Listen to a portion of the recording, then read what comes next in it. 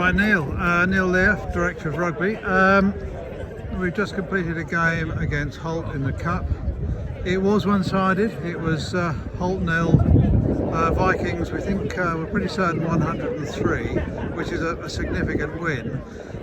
It wasn't, Holt never rolled over, but it's difficult in a situation whereby they're playing two leagues up.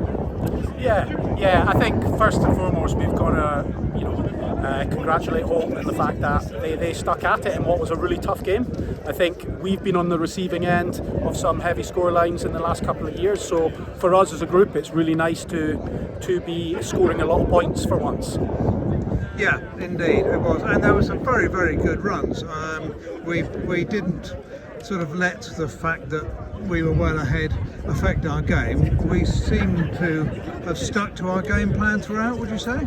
Yeah, and that's the really important thing for us. I think before the game we set ourselves some goals of putting together two halves of rugby, sticking to process and sticking to plan.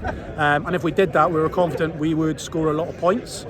Previous years, even at the start of the season, we would have thrown the ball around and we wouldn't have got past the 100 mark. So I think again, it's credit to the boys in terms of their maturity level and their ability to stick to plan, stick to system. Good, yeah, and it was a well-deserved win, obviously. But we came into this knowing we were going to get a good win. But you got to hand it to the boys. It was a good game, and we hope almost the end of the season. Meeting Norwich, we hope in the Big Rugby Weekend at the beginning of May.